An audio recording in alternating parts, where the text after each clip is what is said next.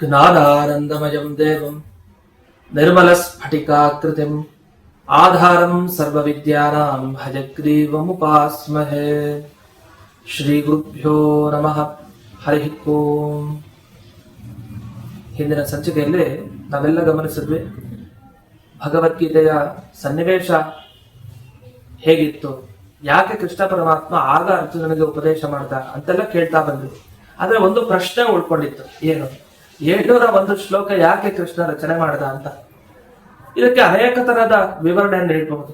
ಅಂದ್ರೆ ಒಂದು ವಿವರಣೆ ಅನ್ಸೋದೇ ಅಂದ್ರೆ, ಈ 7 ಅನ್ನೋ ವಿಷಯ ಏನಿದೆ ಇದು ಸಪ್ತ ಲೋಕಗಳನ್ನು ಹೇಳುತ್ತೆ ಅಂತ ಸಾಮಾನ್ಯವಾಗಿ ನಾವು ಕೇಳ್ತೀವಿ.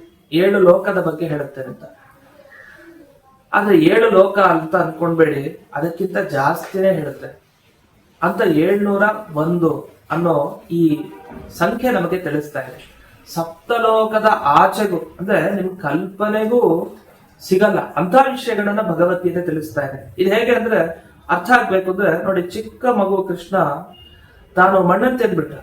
ತಿಂದ ಕೂಡಲೇ ಬಾಯಿ ತೆಗಿ, ತಿಂದಿದ್ಯಾ ತಗಿ ಅಂತ ಯಶೋದೆ ಕೇಳಿದ್ರು.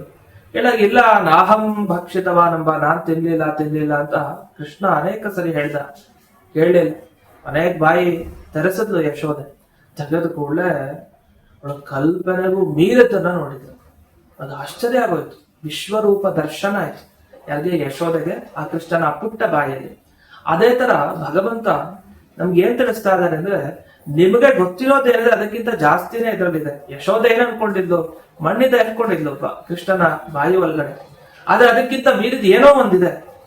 ಅವಾಗ ದರ್ಶನ ಆದಾಗ ಅರ್ಥ ಆಯ್ತು. ಹಾಗೆ ಕೃಷ್ಣ ಈ ಸಂಖ್ಯೆಯಲ್ಲಿ ಯಾಕೆ ಇಟ್ಟಿದ್ದಾನೆ ಅಂದ್ರೆ, ಸಪ್ತಲೋಕದ ಆಚೆಗೂ ಇರೋ ವಿಷಯಗಳು ಇದರಲ್ಲಿದೆ. ಯಾಕಂದ್ರೆ ಆ ಬಾಯಲ್ಲಿ ಹೇಗೆ ಅಂದಿನ ದಿವಸ ಯಶೋದೆ ನೋಡಿದ್ಲು, ನಾವು ಅದೇ ಕೃಷ್ಣನ ಬಾಯಲ್ಲಿ ಒಂದು ದೊಡ್ಡವನಾಗಿದ್ದ ಅಷ್ಟೇ ಅರ್ಜುನನಿಗೆ ಉಪದೇಶ ಕೊಡ್ಬೇಕಾದ್ರೆ ಆ ಬಾಯಿಯಲ್ಲಿ ನಾವು ಭಗವದ್ಗೀತೆ ಅನ್ನುವಂಥ ಒಂದು ಇಡೀ ವಿಶ್ವವನ್ನೇ ತೋರಿಸೋ ಪ್ರಪಂಚವನ್ನ ನೋಡ್ತಾ ಇದೀವಿ. ಇದರಲ್ಲಿ ಇನ್ನೊಂದು ಸ್ವಾರಸ್ಯ ಅಡಕಾಗಿದೆ. ಏನಂದ್ರೆ 7 ಅಂದ್ರೆ ನಾವು ಸಾಮಾನ್ಯವಾಗಿ ಲೋಕದಲ್ಲಿ ಷಡ್ರಸಗಳು ಅಂತ ಕೇಳ್ತೀವಿ. 6 ರಸ ಅಂದ್ರೆ ಸಿಹಿ, ಖಾರ, ಉಪ್ಪು ಮತ್ತೆ ಕಹಿ, ಈ ತರ ಎಲ್ಲ ಒಟ್ಟು 6 ರಸ ಇರುತ್ತೆ. 7ನೇ ರಸ ಜಗತ್ತಿನಲ್ಲಿ ನಾವು ಕೇಳಲಿಲ್ಲ. 8ನೇ ರಸ ಅಂತೂ ತುಂಬಾ ದೂರ ಅಂತ.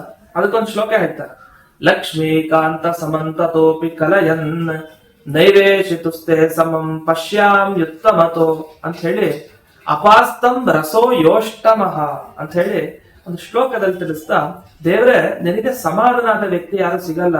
ಇದು ಹೇಗ್ ಗೊತ್ತಾ? 6ನೇ ರಸನೇ ಜಗತ್ನಲ್ಲಿ ಗೊತ್ತಿರೋದು ಎಲ್ರಿಗೂ, 6 ರಸದವರೆಗೆ. 7ನೇ ರಸ ದೂರ, 8ನೇ ರಸ ಅಂತೂ ತುಂಬಾ ದೂರ. ಆ 8ನೇ ರಸ ತರ ನೀನಿದೆಯಾ ಅಂತ ಅಂದ್ರೆ ನಿನ್ ಕಲ್ಪನೆಗೂ ಸಿಗಲ್ಲ. ಹಾಗೆ ಇಲ್ಲಿ 701 ಅಂತ ಇಟ್ಟುಕೊಂಡಾಗ 7 ಕೊನೆಗೆ 1 8 ಅಂದ್ರೆ 6 ರಸವನ್ನ ಮೀರಿಸಿದ್ದು 7ನೇ ರಸನ ಇಲ್ಲ 8ನೇ ರಸ ನಿಮ್ಗೆ ನಿಲ್ಕೋದೇ ಇಲ್ಲ ಅಂತ. ಅಂಥ ಭಗವದ್ಗೀತಾ ಅಮೃತವನ್ನ ಕೃಷ್ಣ ನಮಗೆ ಕೊಟ್ಟಿದ್ದಾನೆ. ಈ ರೀತಿ ಅನೇಕ ವಿಧವಾಗಿ ಈ ಸಂಖ್ಯೆಯ ದೃಷ್ಟಿಯಿಂದ ನಾವು ಭಗವದ್ಗೀತೆಯ ಚಿಂತನೆಯನ್ನ ಮಾಡಬಹುದು. ಅದರಲ್ಲಿ ಕೆಲವರು ಹೇಳೋ ಪ್ರಕಾರ ಈ 24 ತತ್ವಗಳೇನಿದೆ, ಆ ಎಲ್ಲ ತತ್ವಗಳನ್ನ ಈ ಭಗವದ್ಗೀತೆ ಹೇಳ್ತಾ ಇರೋದ್ರಿಂದ ಇಷ್ಟು ಸಂಖ್ಯೆಯಲ್ಲಿ ದೇವರು ಹೇಳಿದ್ದಾನೆ ಅಂತ. ಅಂತೂ ಇಷ್ಟೊಂದು ವ್ಯಾಪಕವಾಗಿ ಭಗವದ್ಗೀತೆಯಲ್ಲಿ ನಮಗೆ ತಿಳಿಸೋ ಒಂದು ಅಪರೂಪದ ವಿಷಯ ಏನು ಅಂದ್ರೆ ವಿಭೂತಿ ಯೋಗ ಅಂತ. ನಾವಿಂದು ದಿವಸ ವಿಭೂತಿ ಯೋಗದ ಪರಿಚಯ ಮಾಡ್ಕೊಳ್ಬೇಕು ಅಂದ್ರೆ, ಇದು ಭಗವದ್ಗೀತೆಯ 10ನೇ ಅಧ್ಯಾಯದಲ್ಲಿ ಬರುವಂತಹ ವಿಷಯ. ವಿಭೂತಿ ಅಂದ್ರೆ ಏನು? ವಿಭೂತಿ ಅಂದ್ರೆ ನಾವು ಕೆಲವರು ನೋಡ್ತೀವಿ, ಈಗ ಓದೋರಲ್ಲಿ ಕೆಲವರು ಒಂದು ಸ್ಕೂಲಲ್ಲಿ ಮಕ್ಕಳು ಓದ್ತಾ ಇರ್ತಾರೆ ಚೆನ್ನಾಗಿ ಎಲ್ರು. ಅದರಲ್ಲಿ ಟಾಪರ್ ಒಬ್ಬ ಇರ್ತಾನೆ, ತುಂಬಾ ಬ್ರಿಲಿಯಂಟ್, ತುಂಬಾ ಚೆನ್ನಾಗಿ ಓದ್ತಾನೆ. ಇವ್ರಿಗೆ ಮಾತ್ರ ಹೇಗೆ ಸಾಧ್ಯ ಆಗತ್ತೆ, ಬೇರೆಯವ್ರು ಯಾರಿಗೂ ಆಗಲ್ಲ? ಯಾಕೆ? ಅದು ಏನೋ ದೇವರ ಒಂದು ವಿಭೂತಿ ರೂಪ ಇದೆ ಅಂತ ವ್ಯಕ್ತಿಯಲ್ಲಿ ಅಂತ. ಅಥವಾ ಜಗತ್ತಿನಲ್ಲಿ ಕೆಲವು ವ್ಯಕ್ತಿಗಳನ್ನ ನೋಡ್ತೀವಿ, ಏನ್ ಸಾಧನೆ ಮಾಡಿರ್ತಾರೆ, ಇವ್ರು ಹೇಗ್ ಸಾಧ್ಯ ಇದು? ನಾವು ಮನುಷ್ಯರೇ ತಾನೇ ಹೋಗ್ತಾರ, ನಮ್ ಕೈಲಾಗ್ದಿರೋದು ಇವ್ರು ಹೇಗ್ ಮಾಡ್ತಾರೆ? ಅದೇ ಅಂದ್ರೆ ಭಗವಂತನ ವಿಭೂತಿ ರೂಪ ಅಲ್ಲೆಲ್ಲೋ ಇದೆ. ಅಂದ್ರೆ ಯಾವ ಯಾವ ವಿಶೇಷವಾದ ವಸ್ತುವನ್ನು ನೋಡ್ತೀವಿ, ಅವನೊಬ್ಬ ಕ್ರಿಕೆಟ್ ಆಗ್ಬೋದು, ಒಬ್ಬ ಇನ್ಯಾವುದೋ ಒಂದು ರಂಗದಲ್ಲಿ ಇರ್ಬೋದು, ಯಾವುದೇ ಕ್ಷೇತ್ರದಲ್ಲಿದ್ರು ತುಂಬಾ ಮೇಲಕ್ಕಿರ್ತಾರಲ್ಲ, ಒಳ್ಳೆ ಸಾಧನೆ ಮಾಡ್ಕೊಂಡು ಅಂತವ್ರೆಲ್ಲ ಏನೋ ಒಂದು ದೇವರ ಅನುಗ್ರಹ ಇರುತ್ತೆ. ಅಂದ್ರೆ ಅರ್ಥ ಅಲ್ಲಿ ಒಳಗಡೆ ದೇವ್ರು ನಿಂತು ಅವ್ರ ಕೈಲಿ ಮಾಡಿಸ್ತಾ ಇರ್ತಾನೆ. ವಿಭೂತಿ ರೂಪ ಅಲ್ಲಿ ಕಾಣಬೇಕು ಅಂತ. ಇದನ್ನ ಕೃಷ್ಣ ಭಗವದ್ಗೀತೆಯಲ್ಲಿ ಹೇಳ್ತಾನೆ, ಯದ್ಯದ್ ವಿಭೂತಿ ಮತ್ಸತ್ವ ತತ್ತದೂರ್ಜಿತಮೇವ ಮಮ ತೇಜೋಂಶ ಸಂಭವಂ ಅಂತ ಹೇಳ್ತಾನೆ. ಅಲ್ಲೆಲ್ಲ ನನ್ನ ಒಂದು ವಿಶೇಷ ರೂಪ ಇದೆ, ಅದಕ್ಕೆ ಅವ್ರ ಕೈ ಮಾಡ್ಲಿಕ್ಕೆ ಆಗತ್ತೆ. ಅವ್ರದ್ದೇನು ಶಕ್ತಿ ಇಲ್ಲ, ಜೀವರಿಗೆ ಏನು ಶಕ್ತಿ ಇದೆ? ನಾವ್ ಅನ್ಕೊಂಡಾಗ ನಡೆಯುತ್ತ ಜೀವನದಲ್ಲಿ? ನಡೆಯಲ್ಲ. ನಾವ್ ಏನು ಅನ್ಕೊಳ್ತೀವೋ ಅದೇ ಆಗೋದಿಲ್ಲ, ಯಾವ್ದು ಬೇಡೋ ಅದೇ ಆಗ್ತಾ ಇರುತ್ತೆ. ಈ ತರದ ಒಂದು ಸ್ಥಿತಿಯಲ್ಲಿ ನಾವಿರ್ತೀವಿ. ಈ ವಿಭೂತಿ ರೂಪದಲ್ಲಿ ಗಮನಿಸ್ಬೇಕಾಗಿದೆ ಅಂದ್ರೆ, ವಿಭೂತಿ ಅನ್ನೋ ಶಬ್ದಕ್ಕೆ ಏನರ್ಥ? ವಿವಿಧವಾಗಿ ಭೂತಿ ಇರ್ತಾನೆ ಭವನ ಅಂತ ವಿಭೂತಿ ಅನ್ನೋ ಶಬ್ದಕ್ಕೆ ಹೇಳ್ತಾರೆ. ನಿಮ್ಗೆ 2 ಉದಾಹರಣೆಯನ್ನ ಕೊಡ್ತೀನಿ. ವಿಭೂತಿ ರೂಪ ಎಲ್ಲಿರುತ್ತೆ ಅನ್ಲಿಕ್ಕೆ ಭಾಗವತದಲ್ಲಿ ಒಂದು ಪ್ರಸಂಗ ಬರುತ್ತೆ, ದಕ್ಷಾಧ್ವರ ಯಜ್ಞ ಪ್ರಸಂಗ ಅಂತ. ಈ ದಕ್ಷ ಪ್ರಜಾಪತಿ ಅಂದ್ರೆ ರುದ್ರದೇವರ ಮಾವ, ಸತೀದೇವಿ ಮತ್ತೆ ರುದ್ರದೇವರು. ಇವರು ದಕ್ಷ ಪ್ರಜಾಪತಿಗಳು ಒಂದು ಯಾಗ ಮಾಡ್ತಾರೆ. ಯಾಗ ಮಾಡಿದಾಗ ಇಲ್ಲಿ ಬರ್ತಾರೆ ದಕ್ಷ ಪ್ರಜಾಪತಿಗಳು ಹೊರಗಡೆಯಿಂದ ಆ ಯಜ್ಞ ಭೂಮಿಗೆ ಬರ್ತಾರೆ. ಬಂದಾಗ ಎಲ್ಲರೂ ಎದ್ದೆದ್ದು ಗೌರವ ಸೂಚನೆ ಮಾಡ್ತಾ ಇರ್ತಾರೆ. ದಕ್ಷ ಪ್ರಜಾಪತಿಗಳ ಮೇಲೆ ನಮಸ್ಕಾರ ನಮಸ್ಕಾರ ಅಂತ ಎಲ್ಲರೂ ಕೂಡ ಹೇಳ್ತಾ ಇರ್ತಾರೆ. ಈ ಕಡೆ ಬ್ರಹ್ಮದೇವರು ರುದ್ರದೇವರು ಜೊತೆಗೆ ಕೂತಿರ್ತಾರೆ ಪಕ್ಕ. ಬ್ರಹ್ಮದೇವರು ದಕ್ಷ ಪ್ರಜಾಪತಿಗಳು ಬಂದ್ರು ಅಂತ ಏನು ಹೇಳಲಿಲ್ಲ. ಯಾಕೆ? ಬೇಕಾಗಿಲ್ಲ. ಯಾಕಂದ್ರೆ ದಕ್ಷ ಚಿಕ್ಕವರು ಬ್ರಹ್ಮದೇವರಿಗಿಂತ ಸುಮ್ಮನೆ ಇದ್ರು. ಈ ಕಡೆ ರುದ್ರದೇವರು ಏನ್ ಮಾಡಿದ್ರು, ಬ್ರಹ್ಮದೇವ್ರ ಪಕ್ಕ ಕೂತವರು ಹೇಳಲಿಲ್ಲ, ಹಾಗೆ ಕೂತಿದ್ರು. ಅವರು ಏನು ರುದ್ರದೇವರಿಗಿಂತನೂ ಚಿಕ್ಕವರ್ತಾರೆ ದಕ್ಷ ಪ್ರಜಾಪತಿಗಳು ಅಂದ್ರೆ ಅದು ಬರ್ಲಿಲ್ಲ ದಕ್ಷ ಪ್ರಜಾಪತಿ ತಲೆಗೆ. ನನ್ನ ಅಳಿಯ ಅಂತ, ನನ್ನ ಅಳಿಯ ಮಾವ ಬಂದ ಗೌರವ ಕೊಡ್ಬೇಕು ತಾನೆ, ಗೌರವ ಇವನ್ ಯಾಕೆ ಕೊಡ್ಲಿಲ್ಲ? ರುದ್ರದೇವರು ತಮ್ಮಾಗಿ ತಾವು ಧ್ಯಾನ ಮಾಡ್ತಾ ಕೂತಿದ್ದಾರೆ, ಗೌರವ ಕೊಡ್ಲಿಲ್ಲ. ಸಿಟ್ಟು ಬಂತು. ಯಜ್ಞದಲ್ಲಿ ಇನ್ಮೇಲೆ ರುದ್ರದೇವ್ರಿಗೆ ಆಹುತಿ ಸಿಗ್ಬಾರ್ದು ಅಂತ ಅಲ್ಲೇ, ಯಾಕೆಂದ್ರೆ ಮುಂದೆ ಅವಮಾನ ಮಾಡಿದ್ರು. ನಮ್ದು ಯಾಗ ಮಾಡಿ ಎಲ್ಲರಿಗೂ ಇನ್ವಿಟೇಷನ್ ಇತ್ತು, ಎಲ್ರು ಬನ್ನಿ ಅಂತ. ಆದ್ರೆ ಒಬ್ಬರಿಗೆ ಮಾತ್ರ ಇರ್ಲಿಲ್ಲ, ಮಗಳು ಮತ್ತೆ ಅಳಿಯನದ್ ಮಾತ್ರ ಇಲ್ವೇ ಇಲ್ಲ ಒಂದ್ ಯಾಗ. ಪಾಪ ಮಗಳು ಸತೀದೇವಿ ಏನ್ ಮಾಡಿದ್ಲು, ಇರ್ಲಿ ನಾನ್ ಬರ್ತೀನಿ ಅಂತ ಅವ್ರ ಮನೆ ಅಲ್ಲಿ ನಡೀತಾ ಇದೆ, ನಾನು ಹೊರಟು ಬಿಡ್ತೀನಿ ಅಂತ ಗಂಡನ ಆಜ್ಞೆಯನ್ನ ಪಡೀರೆ ಆಯ್ತು ನಿನ್ನಿಷ್ಟ ಅನ್ನೋ ತರ ರುದ್ರದೇವ ವರ್ತಿಸೋದು ಬಂದ್ಬಿಟ್ಟು. ಆಮೇಲೆ ಮುಂದಿನ ಘಟನೆ ನಮ್ಗೆ ಗೊತ್ತಿದೆ, ಅದು ಬೇಡ. ಇಲ್ಲಿ ವಿಭೂತಿ ರೂಪ ಎಲ್ಲಿ ನಮಗೆ ತಿಳ್ಕೊಳ್ಬೇಕು ಅಂದ್ರೆ, ಈ ಪ್ರಸಂಗದಲ್ಲಿ ಯಾಕೆ ರುದ್ರದೇವರು ತಮ್ಮ ಮಾವನಿಗೆ ಗೌರವ ಸಲ್ಲಿಸಲಿಲ್ಲ, ಅದಕ್ಕೆ ಉತ್ತರ ಬೇಕೀಗ. ಯಾವತ್ತೂ ಕೂಡ ಮಾವ ದೊಡ್ಡವರೇ, ಅಳಿಯಾರ ಗೌರವ ಕೊಡ್ಲೇಬೇಕು, ಇದು ನಿಯಮ. ಪ್ರತ್ಯುದ್ಗಮ ಪ್ರಶ್ರಯಣಾಭಿವಾದನಂ ವಿಧೀಯತೆ ಸಾಧು ಮಿಥಸ್ಸು ಮಧ್ಯಮೆ ಅಂತ ಹೇಳಿ ರುದ್ರದೇವರು ಪಾರ್ವತಿ ದೇವಿಗೆ ಉಪದೇಶ ಕೊಡ್ತಾರೆ. ನೋಡಿ, ಯಾವತ್ತು ಯಾರು ಬಂದಾಗ ನಮಸ್ಕಾರ ಹೇಳೋದು, ಗೌರವ ಇದೆಲ್ಲ ಸೂಚನೆ ಮಾಡಿದ್ರೆ ಯಾರಿಗೆ ಮಾಡೋದಿದು? ಮುಂದಿರೋ ವ್ಯಕ್ತಿ ಖಂಡಿತ ಅಲ್ಲ, ಅವರ ಒಳಗಡೆ ಇರುವಂತ ಆ ಭಗವಂತನಿಗೆ. ಎಲ್ಲರ ಹೃದಯದ ಒಳಗಡೆ ದೇವರಿರ್ತಾನೆ.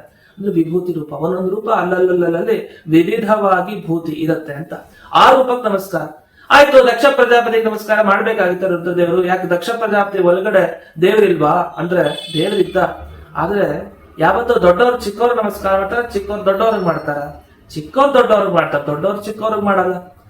ಎಲ್ಲ ಚಿಕ್ಕವ್ರು ಮಾಡ್ಬೋದು, ದೊಡ್ಡವ್ರು ಯಾಕೆ ಅಂದ್ರೆ ಅಲ್ಲಿ ವಿಭೂತಿ ರೂಪ ಇರುತ್ತೆ, ಮಾಡ್ಬೋಣ ನಮಸ್ಕಾರ ಅಲ್ಲ, ಹಾಗಲ್ಲ. ಯಾವತ್ತೂ ಕೂಡ ಅಧಿಷ್ಠಾನ ಅಂತಿರತ್ತೆ. ಯಾರಿಗೆ ನಮಸ್ಕಾರ ಮಾಡ್ತಿರಲ್ಲ ಅಲ್ಲಿ ಭಗವಂತನ ರೂಪ. ಅವ್ರು ದೊಡ್ಡವರು ಅಂತ ಆದ್ರೆ ಮಾತ್ರ ದೊಡ್ಡ ಅಧಿಷ್ಠಾನದಲ್ಲಿ ನಮಸ್ಕಾರ. ಚಿಕ್ಕವರು ಅಂತಿದ್ರೆ ಅವರ ದೇವರಿಗೆ ಆತರ ಉದ್ದಂಡ ನಮಸ್ಕಾರ ಮಾಡೋ ಅಗತ್ಯ ಇಲ್ಲ. ಪ್ರಕೃತದಲ್ಲಿ ಮಾವ ಅಳಿಯದಲ್ಲಿ ಯಾರು ಶ್ರೇಷ್ಠರು? ನಿಜವಾಗಿ ಮಾವ ಶ್ರೇಷ್ಠ ಲೌಕಿಕ ರೀತಿಯಲ್ಲಿ. ಅದು ರುದ್ರದೇವರು ತುಂಬಾ ಎತ್ತರದ ಸ್ಥಾನ. ದಕ್ಷ ಪ್ರಜಾಪತಿಗಳು ಅವ್ರ ಮಗಳನ್ನು ಕೊಟ್ಟಿದ್ದಾರೆ ಅನ್ನೋದು ಬಿಟ್ರೆ ತಾರತಮ್ಯದಲ್ಲಿ ರುದ್ರದೇವರು ತುಂಬಾ ಎತ್ತರದ ಸ್ಥಾನ. ಅವ್ರು ಏನ್ ಮಾಡ್ತಾ ಇದ್ರು ಆ ಕಾಲದಲ್ಲಿ? ಯಾಕೆ ನಮಸ್ಕಾರ ಮಾಡಿಲ್ಲ ಅಂದ್ರೆ ನಿಜವಾಗಿ ಅವರು ಧ್ಯಾನ ಮಾಡ್ತಾ ಕೂತಿದ್ರು. ಯಾರನ್ನ ಧ್ಯಾನ ಮಾಡ್ತಾ ಇದ್ರು? ಪಕ್ಕದಲ್ಲಿ ಬ್ರಹ್ಮದೇವರು ಇದ್ರಲ್ಲ, ಆ ಬ್ರಹ್ಮದೇವರು ಒಳಗಡೆ ಭಗವಂತನ ವಿಶಿಷ್ಟವಾದ ಒಂದು ರೂಪ ಇದೆ. ಆ ರೂಪವನ್ನ ಯೋಚನೆ ಮಾಡ್ತಾ ಕೂತಿದ್ರಂತೆ ರುದ್ರದೇವರು.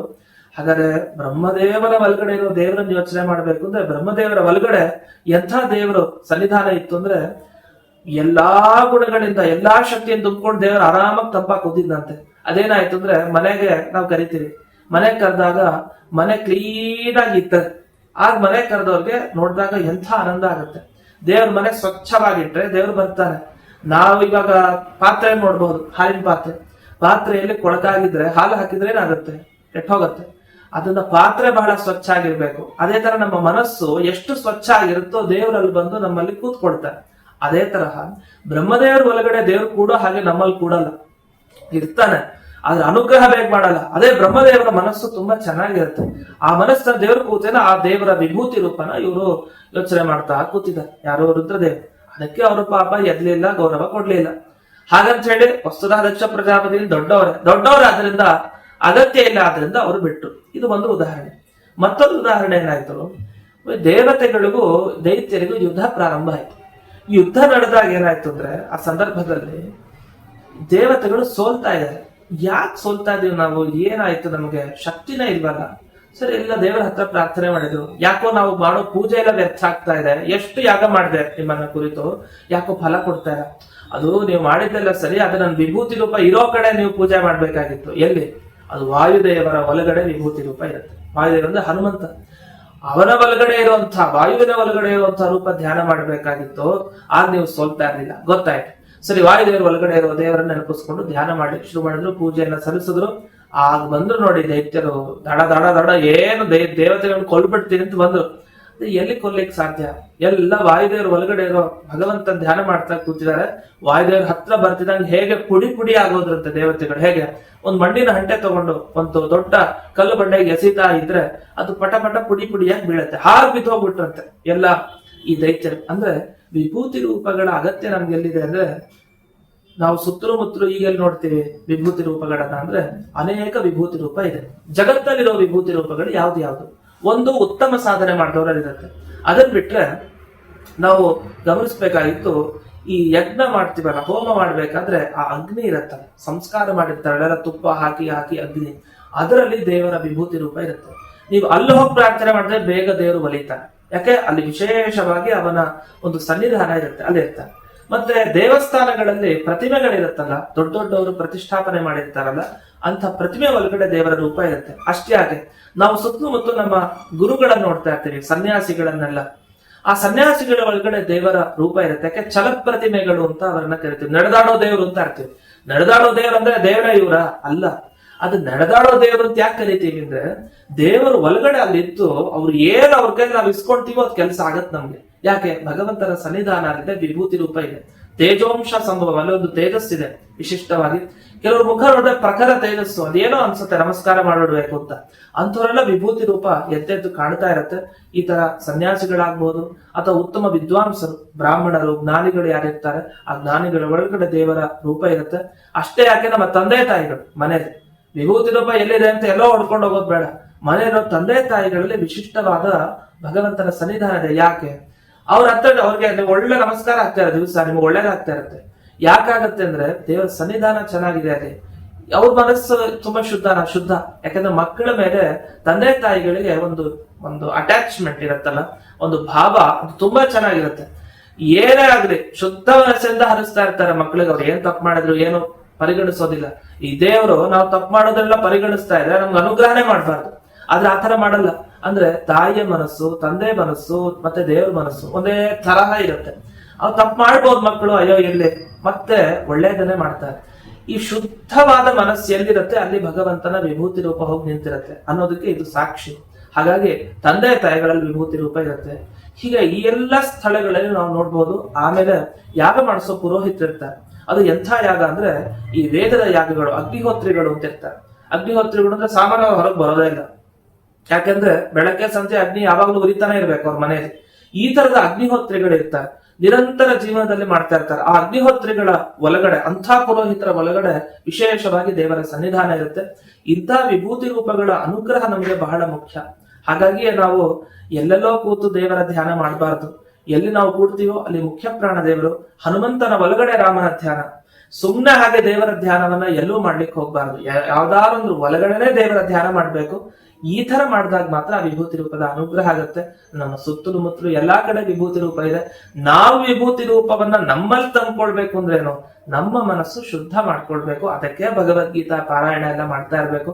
ನಮ್ಮ ಮನಸ್ಸು ಶುದ್ಧ ಆಗೋ ಅಷ್ಟು ಕಾಮ, ಕ್ರೋಧ, ಲೋಭ ಇದೆಲ್ಲ ಬಿಟ್ಟಷ್ಟು ದೇವರ ವಿಭೂತಿ ರೂಪ ನಮ್ಮಲ್ಲಿ ಬರುತ್ತೆ. ಬಂದಾಗ ತಕ್ಷಣ ನಾವು ಮೇಲಕ್ಕೆ ಏಳ್ಲಿಕ್ಕೆ ಒಂದು ಅವಕಾಶ ಆಗತ್ತೆ ಅಂತ ಇದು ಒಂದು ಸುಂದರವಾದ ಒಂದು ನಿರೂಪಣೆ. ಹೀಗೆ ವಿಭೂತಿ ರೂಪಗಳು ಎಲ್ಲೆಲ್ಲಿದೆ ಅಂದಾಗ, ಮಾಸಾನಾಂ ಮಾರ್ಗಶೀರ್ಷೋಹಂ ಅಂತ ಕೃಷ್ಣ ಹೇಳ್ತಾರೆ. ಈ ತರ ಅನೇಕ ಇದೆ. ಮತ್ತೆ ರೂಪಗಳಲ್ಲಿ ಯಾವ್ದು ಶ್ರೇಷ್ಠ? ರಾಮನ ಬಗ್ಗೆ ಭಗವದ್ಗೀತೆಯಲ್ಲಿ ಬರುತ್ತೆ, ಕೃಷ್ಣನೇ ಹೇಳ್ತಾರೆ. ಅನೇಕ ರೂಪಗಳಲ್ಲಿ ರಾಮ ರೂಪ ಇದೆಯಲ್ಲ, ರಾಮಚಂದ್ರ, ಅದು ಬಹಳ ಶ್ರೇಷ್ಠ ಅಂತ ಹೇಳ್ತಾನೆ. ಅಂದ್ರೆ ಅಲ್ಲೆಲ್ಲ ವಿಶೇಷವಾದ ಸನ್ನಿಧಾನವನ್ನ ಇಟ್ಟಿರ್ತಾನೆ. ಮತ್ತೆ ಅಗ್ನಿ, ಇದು ದಿವಾಕರ ಅಂತ ಹೇಳ್ತಾನೆ, ಸೂರ್ಯ. ಬೆಳಗೋ ವಸ್ತುಗಳಲ್ಲಿ ಸೂರ್ಯ ಶ್ರೇಷ್ಠ ಅಂತ ಹೇಳ್ತಾನೆ. ಯಾಕೆಂದ್ರೆ ಸೂರ್ಯನ ಒಳಗಡೆ ನಾವು ಎಷ್ಟು ಉಪಾಸನೆ ಮಾಡ್ತೀವೋ, ಈಗ ಸೂರ್ಯನಾರಾಯಣ ಧ್ಯಾನವನ್ನ ಗಾಯತ್ರಿ ಮಂತ್ರ ಜಪದಲ್ಲಿ ಮಾಡ್ತೀವಿ. ಯಾಕೆ? ಸೂರ್ಯ ಒಳಗಡೆ ಆ ರೂಪ ಇದೆಯಲ್ಲ, ಆ ರೂಪ ನಮ್ಗೆ ಅನುಗ್ರಹಿಸಿದ್ರೆ ಸಾಕು, ನಮ್ಗೆ ಉದ್ಧಾರ ಆಗ್ತೀವಿ ಅಂತ. ಹಾಗೆ ಅಶ್ವಮೇಧ ಯಾಗ ಕ್ರತುಶ್ರೇಷ್ಠ ಅಂತ ಹೇಳ್ತಾರೆ. ಅಶ್ವಮೇಧ ಯಾಗದಲ್ಲಿರುವಂತಹ ಭಗವಂತನ ಧ್ಯಾನ ಮಾಡಬೇಕು ಅಂತ ಈ ಇಡೀ 10ನೇ ಅಧ್ಯಾಯದಲ್ಲಿ ಎಲ್ಲೆಲ್ಲಿ ಭಗವಂತನ ವಿಭೂತಿ ರೂಪ ಇದೆ, ನೀವು ಎಲ್ಲೆಲ್ಲಿಂದ ಬೇಗ ಅನುಗ್ರಹ ಪಡಿಬಹುದು ಆ ಎಲ್ಲಾ ಸ್ಥಳಗಳನ್ನ ಹಾಕಿದ್ದಾರೆ. ಹಾಗಾಗಿ ಆ ಸ್ಥಳವನ್ನ ನಾವು ತಪ್ಪದೆ ಅಲ್ಲಲ್ಲಿ ದೇವರ ಅನುಗ್ರಹವನ್ನ ಪಡೆಯಲಿಕ್ಕೆ ಒಂದು ಉತ್ತಮವಾದ ಅವಕಾಶ ಇದೆ. ಈ ರೀತಿಯಲ್ಲಿ ಕೃಷ್ಣ ನಮಗೆ ತನ್ನ ವಿಭೂತಿ ರೂಪ ಎಲ್ಲೆಲ್ಲಿದೆ ಅದರಿಂದ ನಾವು ವಿಶೇಷವಾಗಿ ಎಲ್ಲೆಲ್ಲಿ ಐಶ್ವರ್ಯ ಪಡೆಯಬಹುದು ಆ ಸ್ಥಳಗಳನ್ನ ವಿಶೇಷವಾಗಿ ವಿಭೂತಿ ಯೋಗದಲ್ಲಿ ಹೇಳಿದ್ದಾನೆ. ಈ ರೀತಿ ಈ ಭಗವದ್ಗೀತೆಯ ಆ ಸಂಖ್ಯಾ ವೈಶಿಷ್ಟ್ಯ ಹಾಗೆ ವಿಭೂತಿ ಯೋಗದ ಒಂದು ವೈಶಿಷ್ಟ್ಯವನ್ನ ತಿಳ್ಕೊಡ್ಬೇಕು. ಇನ್ನು ಮುಂದೆ ಹಲವು ವಿಷಯಗಳಿದೆ, ಏನೇನು ಇನ್ನೂ ಭಗವದ್ಗೀತೆಯಲ್ಲಿದೆ, ಹೊಸ ಸ್ವಾರಸ್ಯಗಳು, ಅದನ್ನೆಲ್ಲ ಮುಂದಿನ ಸಂಚಿಕೆಯಲ್ಲಿ ನಾವು ಗಮನಿಸೋಣ ಅಂತ ಹೇಳ್ತಾ ಇಂದಿನ ಈ ಸಂಚಿಕೆಯನ್ನ ಅಸ್ಮದ್ ಗುರುವಂತರ್ಗತ ವ್ಯಾಸತೀರ್ಥ ಗುರುವಂತರ್ಗತ ಭಾರತೀಯ ರಮಣ ಮುಖ್ಯ ಪ್ರಾಣಾಂತರ್ಗತ ಶ್ರೀಮನ್ ಮೂಲ ಗೋಪಾಲಕೃಷ್ಣನಿಗೆ ಅರ್ಪಣೆಯನ್ನು ಮಾಡ್ತೇನೆ. ಶ್ರೀ ಕೃಷ್ಣಾರ್ಪಣಮಸ್ತು.